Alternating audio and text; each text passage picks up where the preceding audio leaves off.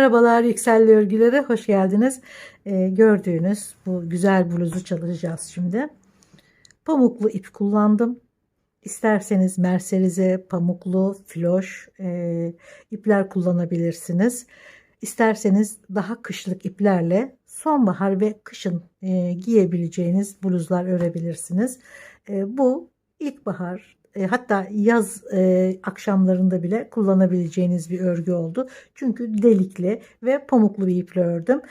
Tamamen sizin tercihinize göre ister soğuk sonbahar kış aylarında isterseniz pamuklu iplerle yaz ve ilkbahar aylarında kullanacağınız bluzlar örebilirsiniz. 7,5 numara 4,5 milim tığ kullanıyorum. Bu geniş salaş bir model. Kullandığınız böyle geniş salaş modeller varsa bluz, elbise oradan beden ölçünüzü alabilirsiniz. Ya da kendi beden göğüsten ölçü alıp ne kadar daha ilave etmek istiyorsanız o sayıya göre davranacaksınız. Ona göre zincir çekeceksiniz ve ona göre desen kuracaksınız. Burada 1, 2, 3, 4, 5, 6, 7, 8 desen 100 ilmek üzerinden 52 santime ulaştım. Şöyle göstereyim. Tam 52 santim. Dediğim gibi salaş ve bol durması gerekiyor. 34-36 beden için gayet güzel ama 38 bedende fit durur. Çok sıkı durur. Bu da güzel durmuyor böyle bluzlarda. O yüzden bedeninize göre ya kullandığınız bir giysiden ya da ölçerek kendi bedeninizi ne kadar geniş olmasını istediğinizi önce belirleyeceksiniz. Sonra ona göre zincir çekeceksiniz. Ya o ölçü üzerinden zincir çekeceksiniz.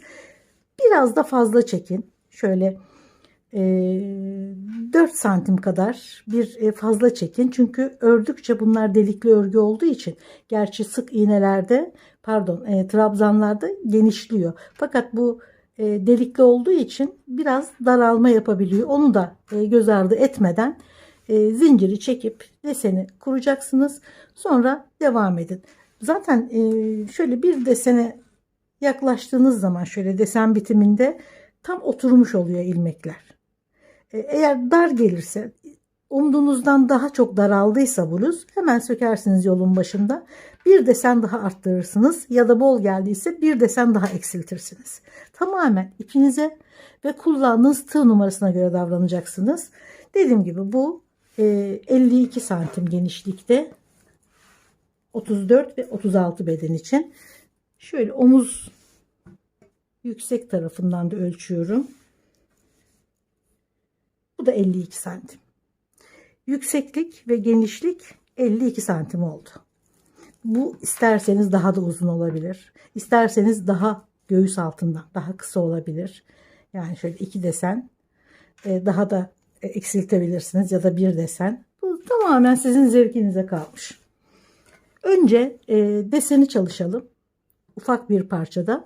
Zaten çok basit olduğunu göreceksiniz. Özellikle de yeni başlayanlar için. Buralarda ilmek ilave edeceğiz. Zincir çekeceğiz ve deseni tekrar kollarla birlikte örerek devam edeceğiz. Önce bir deseni görelim. 100 zincir çekiyoruz. Bu desen üzerinden yani 8 desen üzerinden çalışmak için ya da 52 santim diyelim daha doğru olur. 100 trabzan üzerinden çalıştım. 100 zincir çekiyoruz artı 3 zincir çekiyoruz ve dördüncü zincirden itibaren trabzanları örerek devam ediyoruz. Yani toplam 104 zincir. Şimdi daha ufak bir modelde çalışalım. 40 tane kadar zincir çekiyorum. Yine aynı ipi ve aynı tığ numarası aynı. 7,5 numara 4,5 milim tığ. Şimdi diyelim 100 zinciri çektik. Şu son zincir üzerine 1 2 3 zincir çekiyorum. Yanındaki dördüncü zincire şöyle 3 taneyi atlayıp dördüncü zincire ikili trabzan ve diğer bütün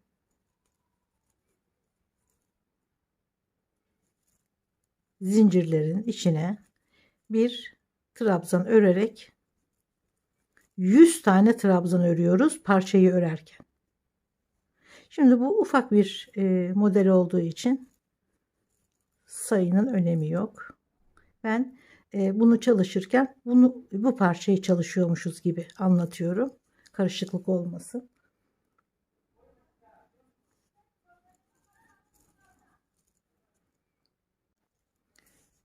Trabzanlardan sonra 1, 2, 3, 4 zincir. Bu 4 zincirin 3 tanesi trabzan, bir tanesi aradaki mesafe için. Şimdi şuradaki kafes görünümü öreceğiz. Bir tane atlıyorum.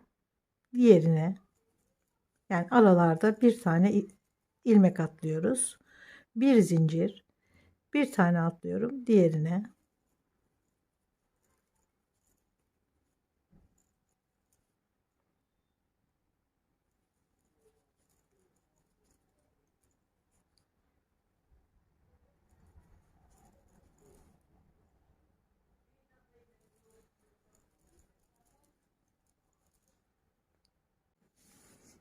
Şimdi 3. sıraya gene trabzan örüyoruz. Arada kafes örgüler de var. Şimdi deseni kuruyoruz çünkü. Şimdi 1, 2, 3, 4 zincir. Gene trabzanın üzerine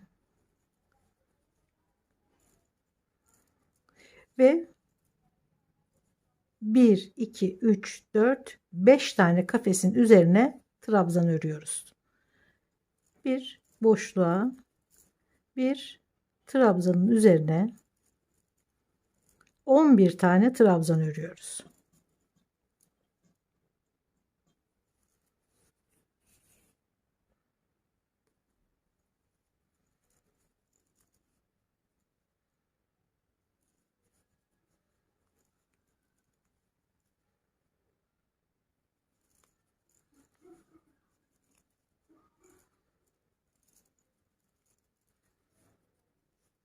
Bir, iki, üç, dört. Bir kafes daha örüyoruz. Bir tane de trabzanın üzerine 1, 2, 3, 4, 5 kafes. 2, 4, 6, 8, 10, 11 tane trabzan. Şimdi bir kafes,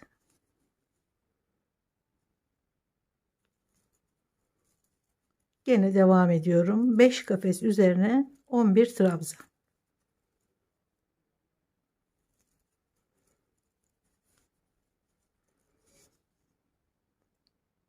Kafesle başlamıştık. Kafesle bitirdik. 3 desen kurduk. Şimdi 1, 2, 3, 4. sırayı örüyoruz. Yani şuraya geldik. Gene 4 zincir.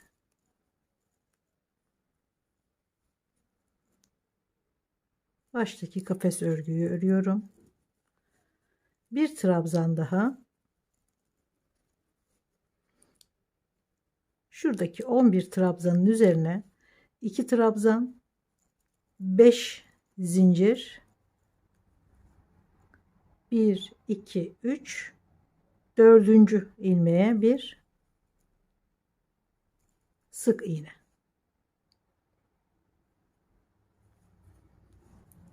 Bir, iki, üç, dört, beş. 1, 2, 3, 4. ilmeğe trabzan, yanına bir tane daha.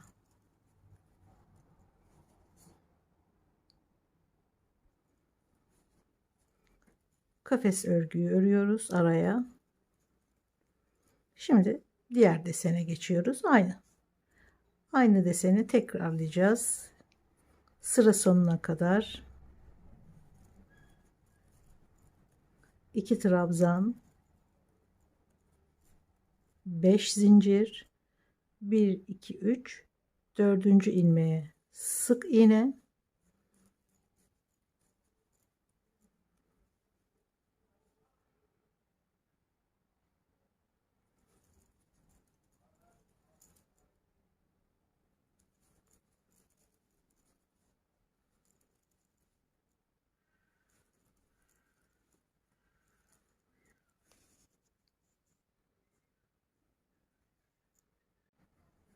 sıra sonunda bir zincir ve arada bir tane zincir bırakarak üçüncü zincire bir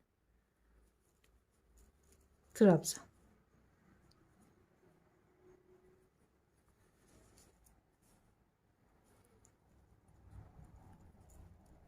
4 zincir, 1 2 3 4. Şimdi 5. sırayı örüyoruz. Önce kafes örgüyü, sıra boyunca örülüyor zaten. Yanına ikinci trabzan, 1 2 3 zincir, boşluğa bir tane sık iğne, 1 2 3 zincir, diğer boşluğa bir sık iğne, 3 zincir, trabzanlara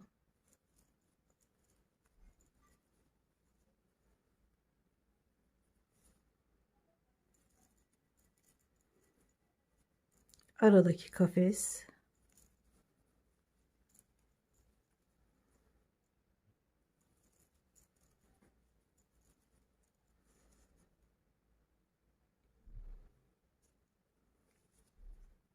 bir iki üç zincir,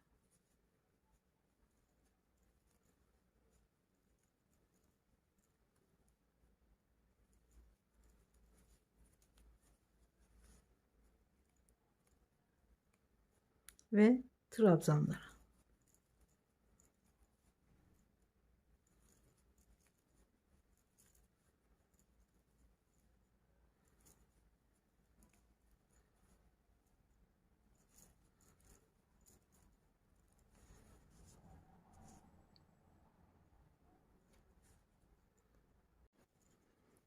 Bir zincir ve gene bir zincir bırakıp üçüncü zincire bir trabzan. 1 2 3 4 5. Şimdi 6. sırayı örüyoruz. 4 zincir, ilk trabzanı,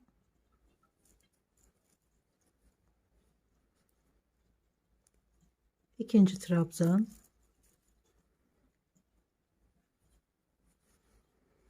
bir zincir çekip şu 3 tane boşluğun ortasına örüyoruz. Ortadaki boşluğa 1 2 trabzan, 2 zincir, aynı boşluğa 2 trabzan,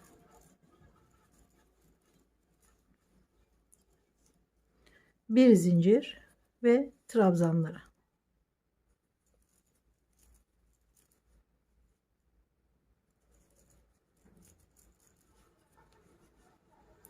Aradaki kafes örgü,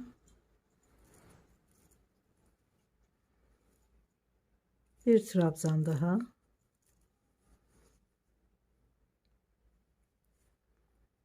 bir zincir, ortadaki boşluğa 2 trabzan,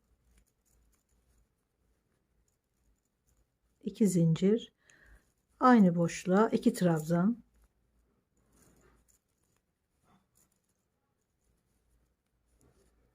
bir zincir ve trabzanlara.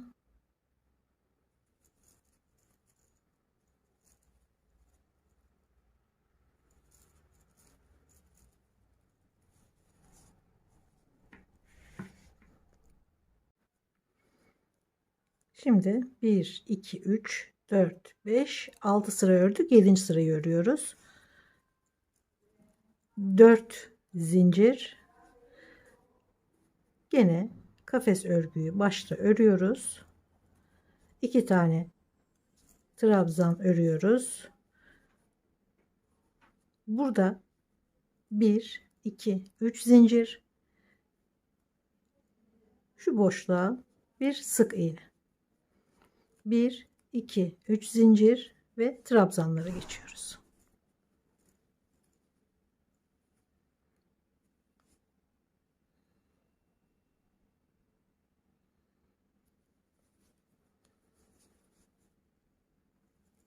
Bir trabzan daha, kafes,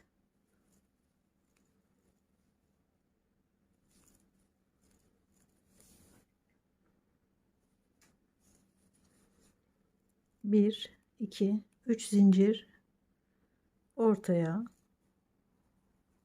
bir sık iğne, 1 2 3 zincir, trabzanlara.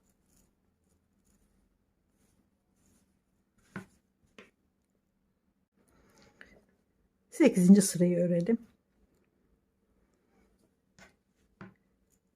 Şuradaki trabzan sırası.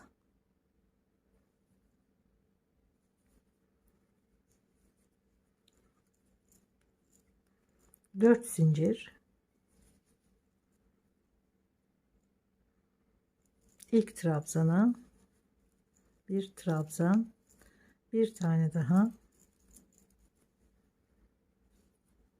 Şimdi şuradaki 3 zincirlik boşluklara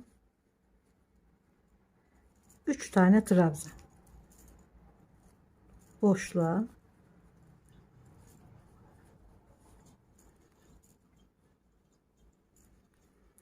3 trabzan, bir trabzan ortadaki sık iğnenin üzerine, 1 2 3 4 5 6, 3 tane daha boşluğa,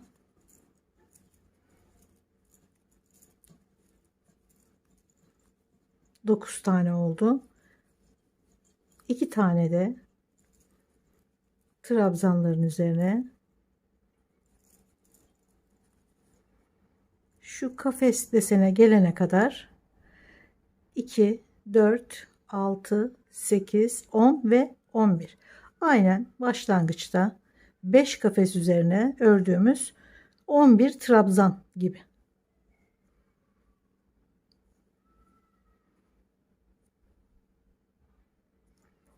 Aradaki kafesi örüyorum ve gene 11 trabzan örüyoruz.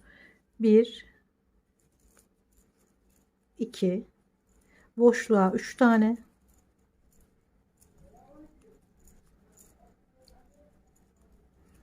bir tane sık iğnenin üzerine 3 tane diğer boşluğa,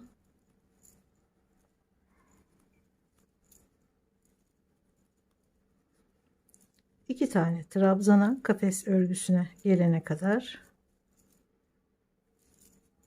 ve 11 trabzan daha. Arada bir kafes var.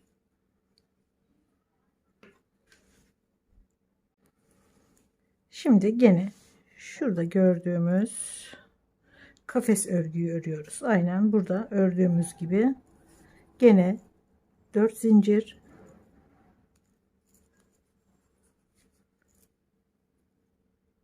ilk trabzana,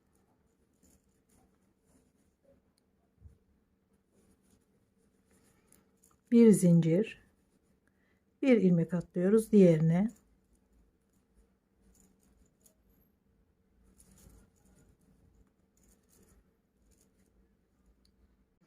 kafesin üzerine de gene trabzan örgüler örüyoruz. 11 trabzan, bir kafes. Yani bu kafeslerde hep aynı üst üste gelecek. Şöyle desen takip edecek. Bu sıraları aynen ördüğümüz gibi istediğimiz sayıda deseni yineleye yineleye yüksekliğe ulaşacağız. İstediğimiz genişlikte başlıyoruz. İstediğimiz kadar deseni kuruyoruz. İstediğimiz uzunluğa gelene kadar, yüksekliğe gelene kadar devam ediyoruz. Şimdi geldik Desenleri ördük, geldik kol başlangıcına. Şöyle koltuk altına. Şu anda olduğumuz sıradayız. Trabzan örgü, kafes örgü. Şu trabzan örgüyü şu anda olduğumuz sırada ben zincir ekledim kollara. Her iki tarafa da aynı ölçüde zincir ekledim. Ve 1, 2, 3, 4, 5 desen kurdum. Siz isterseniz kolunuzun yani bileğe kadar, isterseniz dirseğe kadar, isterseniz parmaklarınıza gelecek kadar uzun da yapabilirsiniz. Bu tamamen sizin zevkinize bağlı.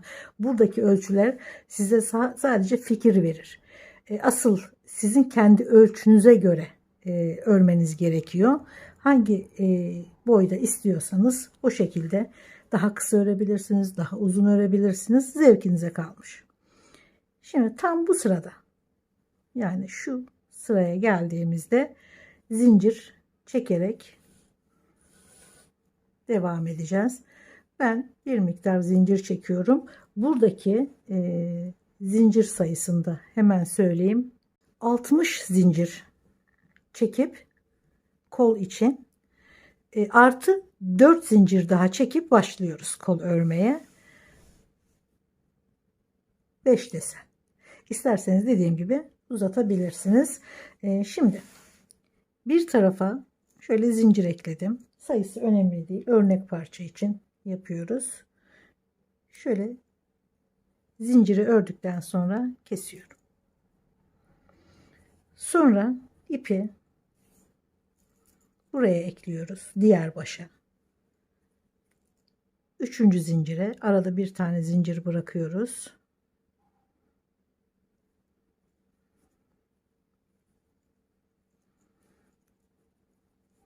Sıkılaştırdıktan sonra buraya da karşılığında olduğu gibi aynı sayıda zincir çekiyorum. Yani 60 zincir bu tarafa, 60 zincir diğer tarafa örüyoruz. Şuraya kol için buraya da aynı miktarda zinciri çektikten sonra şimdi tamamen her üç tarafı da, yani 2 tane kol, bir tane gövdeyi bir anda örerek devam edeceğiz.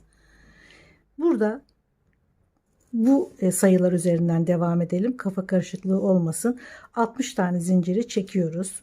Bu kendi ördüğüm parça için tabii ki. Siz de kendi ölçünüze göre öreceksiniz. Bunu sürekli söylüyorum.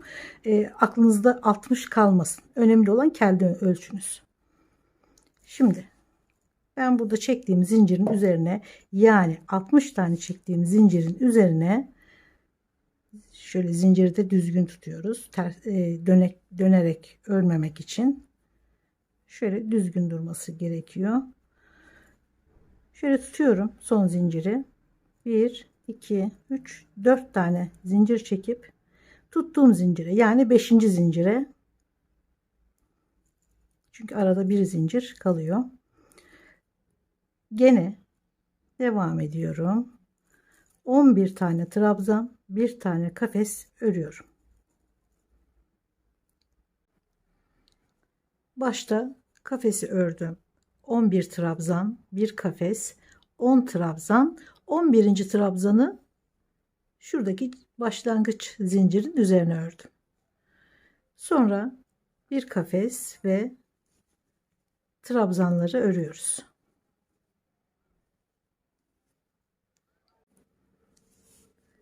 Sıranın sonunda bir kafesle tamamladım. Sonra 4 zincir, 2 trabzan, 5 zincir, bir sık iğne, 5 zincir, 2 trabzan, bir kafes, 2 trabzan olarak aynen şu sırada olduğu gibi sıraları yineleye devam ediyoruz.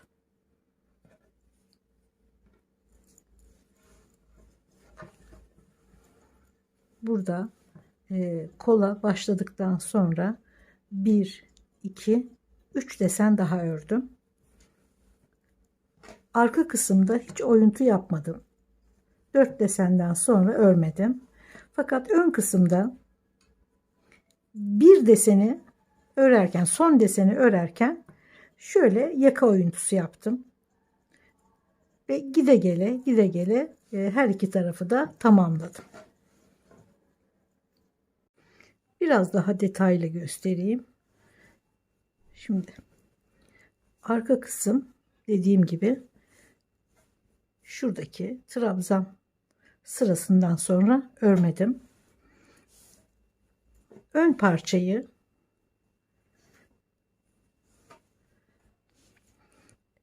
bir, iki, üç, 4 desen bıraktım ama şuradaki iki trabzan hizasından bıraktım. Yani şurada bakın şöyle iki trabzan, bir kafes, iki trabzan desenin şuradaki trabzanların hizasından geri dönüş yaparak ördüm. Her seferinde iki trabzan, bir kafes, iki trabzan örerek döndüm. Aynı şekilde burada da öyle. Şuradaki trabzanın hizasından buraya kadar ördüm. Buradan geri dönerek tamamladım. Sonra ipi buraya bağladım. Burayı da aynı şekilde örerek bir desen daha örüp tamamladım. Aradaki şu kafes deseniyle de birleştirdim. Şimdi de bu çalışmayı yapalım. Kolun örgünün sonunda trabzan sırası var. Aynı şekilde trabzan sırası var.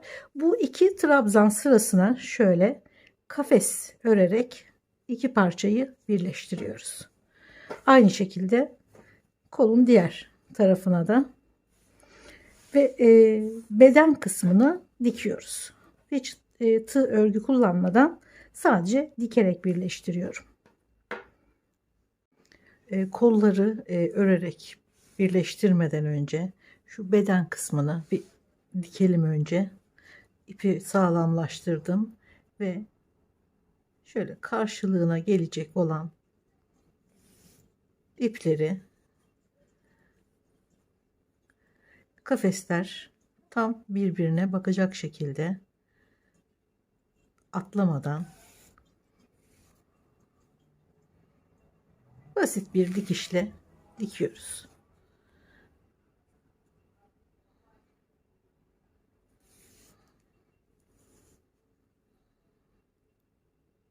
Şöyle birer tane ip alarak mümkün olduğu kadar ince bir dikişle ve de sıkmadan, çok da gevşek bırakmadan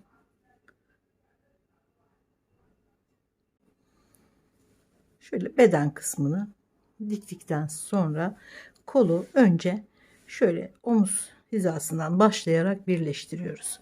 Ben ipi burada bağladım, sıkılaştırdım ve 3 zincir çektim.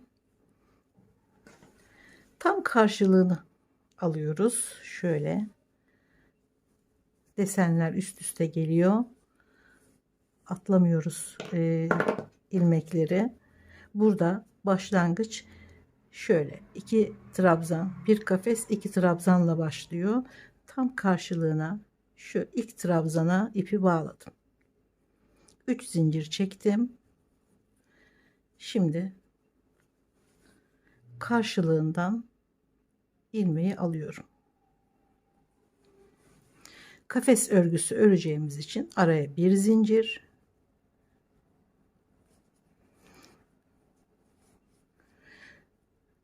yalnız şurada iki tane trabzan yan yana olduğu için orayı da örelim. Oraya da batıyorum. Şöyle karşılığına diğer kafesin yanındaki trabzana. Şimdi artık kafes örmeye başlıyoruz. Bir tane zincir çekiyorum. Kafesi atlayıp hemen baştaki trabzana, sonra karşılığına şöyle kafesin yanındaki trabzana. Burada püf noktası birbirine bakan, birbirinin tam karşılığında olan ilmeklere batmak. Şimdi gene bir zincir, bir tane atlıyoruz diğerine.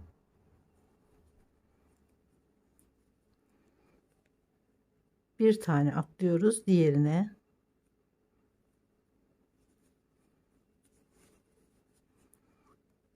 Bir zincir,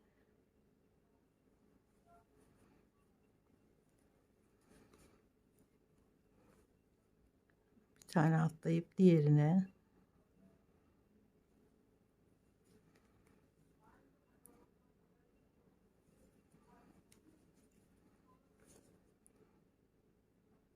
arada birer ilmek bırakarak ve örgüde bir zincir çekerek kafesleri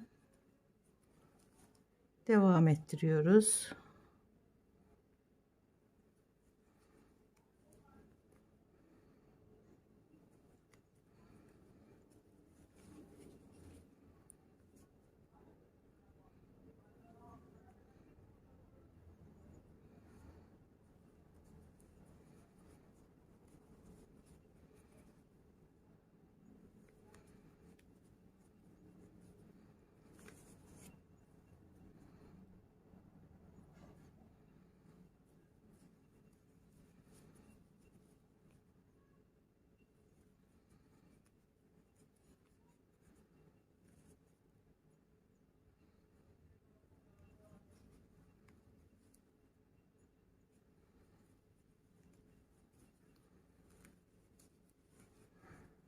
Bu şekilde iki trabzan arasına bir kafes örerek her iki parçayı birbirine ekliyoruz.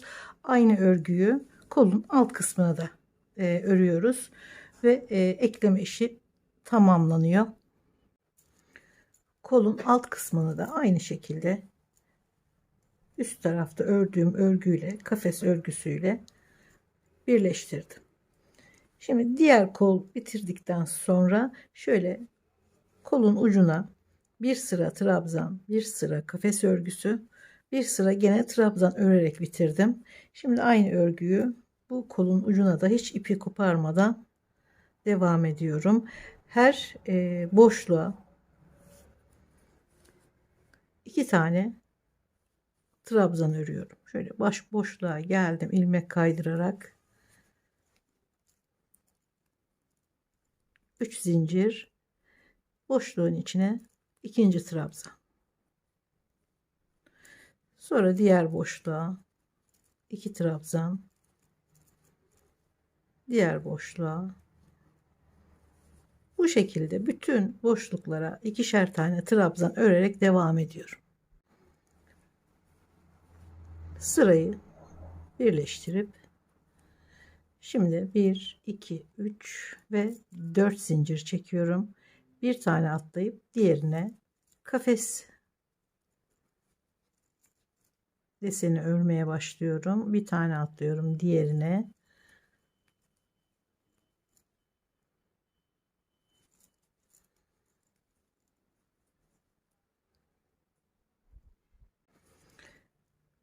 Kafes örgünün üzerine bir sırada trabzan örgü örerek sırayı tamamlıyorum.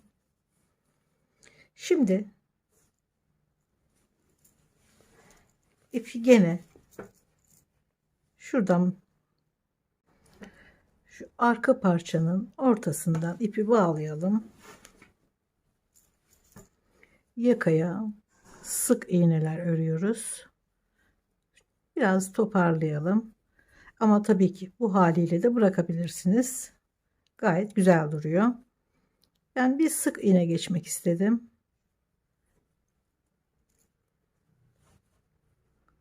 Hemen dibine her ilmeğe bir tane sık iğne.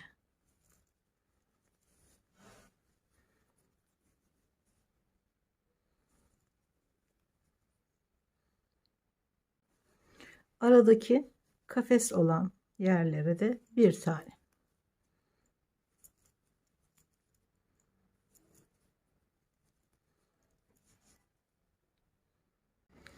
Şimdi şurada bir daha göstereyim. Arka parçanın ortasından ipi bağladım. Sık iğnelerle ilerledim. Omuz kısmında şöyle trabzan aralarına iki tane, ek yerine bir tane ve trabzan aralarına ikişer tane sık iğne örerek şu ön parçanın köşesine geldim. Yakaya yani. Şu yakanın bu köşesini örüyoruz şimdi. Son trabzan arasına bir kere alıyorum, bekletiyorum. Trabzanın dibine bir kere alıyorum, bekletiyorum. Yanındakine bir kere alıyorum ve hepsini birden, yani 3 ilmeği birden topluyorum. Şurada hafif bir yuvarlaklık oldu ve gene sık iğnelerle devam ediyorum.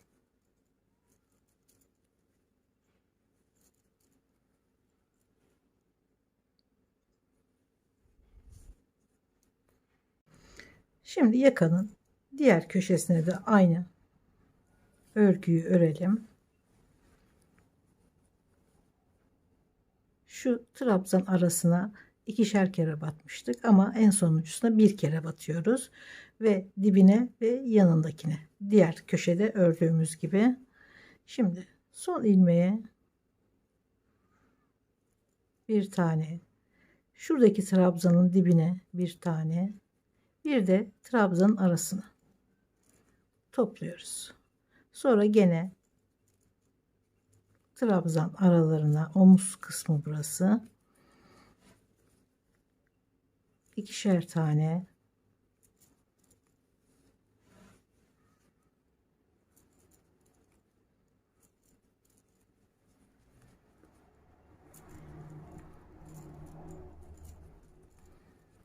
ek yerine bir tane,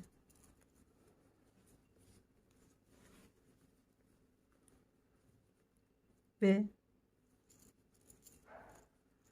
devamında bütün ilmeklere de sık iğne örerek şurada başladığım noktada bitiriyorum.